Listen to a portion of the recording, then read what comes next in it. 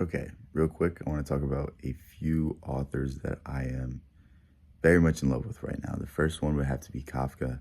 There's just something about Kafka's style that's so unique, something that's so him, something that cannot be replicated in anything else. And it's really a shame he never got the recognition he really deserved while he was alive. But you read Kafka's stories and you can almost get a sense of his personality. And if you want to read Kafka, I think a great place to start is with The Trial or with The Metamorphosis. Everything else he's written is tremendous, but his other novels are unfinished, and I think those are pretty fair recommendations to start out with. Another author that I am very much obsessed with, I very much pull his insights and try to apply them into my life, is Jung. Jung is one of the greatest minds to ever live. And I'm telling you, whatever he went into, he would have changed the world. He decided to go into psychology, and we are extremely blessed. The basic idea of Jung is that our dreams are a prediction of the future. Our dreams are telling us what we need to do, and we just need to interpret them and listen to them. And through listening to them, we can find the insights necessary to grow in the manner that we need to grow. It's so inspirational, and Jung has a lot of books that are, for the scientific mind, for a scientific audience, not really for the average everyday person. He does, however, have a few books that are more friendly. And one of them is Man and His Symbols. Another one is The Undiscovered Self. You really can't go wrong with either of those books. Jung also has a autobiography. Some of it's written by him, some of it's written by someone else, and it's called Memories, Dreams, Reflections.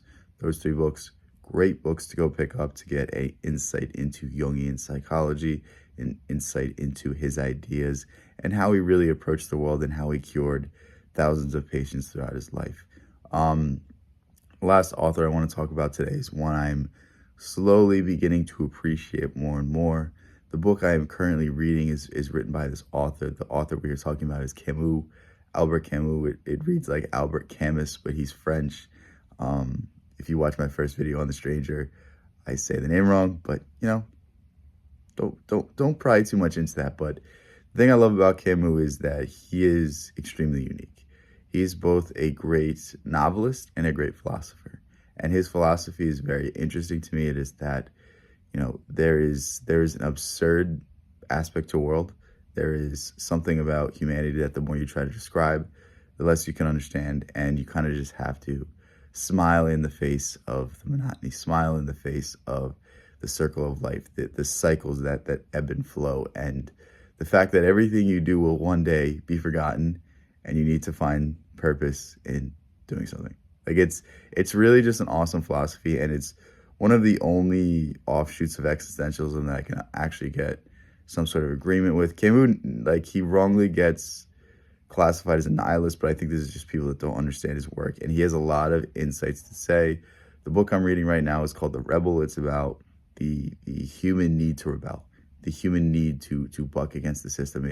It derives from Nietzsche's will to power, which is basically saying that every human needs to exact some force on their surroundings. And this is really what Camus was talking about in the book. It's, he goes through metaphysical rebellion, which is just rebellion against institutions and God and stuff like that, rebellion in terms of government. And the last section that I'm reading right now, which, I should finish today, but, cross my fingers I finish today, but it's about rebellion in art, how art is always a form of rebellion, how it's a form of expression that isn't really allowed in other settings. And I think if you want to start out reading Camus, start out by reading The Stranger.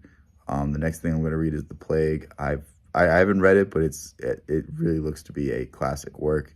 And The Myth of Sisyphus is probably the go-to book when reading Camus' philosophy. So yeah, pick up any of those books that sound interesting. All three of these authors, I think they have a lot to offer. I think they have a lot to give. And yeah, most of all, it's Christmas today. I don't know if you guys are going to see this on Christmas, but yeah, love all you guys. I will try to link the videos or the books that I said in this video. It might not be there by the time you see it, but it'll eventually be there. I love you guys so much. Thank you guys for all the support. It's days like this when you can relax and you can, look to what you do have and really appreciate it. And today I'm just appreciating each and every one of you guys. Can't say enough good things. If you want more from me, um, join my Discord, find out when I'm streaming. Someone told me to schedule my streams better. I think I'm gonna have to start doing that at some point. But yeah, for the time being, we're just gonna keep going with the flow, keep doing what we're doing, and keep trying to get better. If you want more of my writings and stuff like that, I just did a course on how to get better at communicating, how to get better at speaking to people, how to get better at relating to people, and I think I talk about a lot of really valuable skills that I use each and every day that have just allowed me to go from someone who can't really speak at all to people to someone that is just extremely able to just flow with my communication and have meaningful and engaging conversations, not just in my professional life, but also my personal life as well. So go ahead, check out the school community. It's free right now. Yeah, can't wait to see you guys there. Peace out.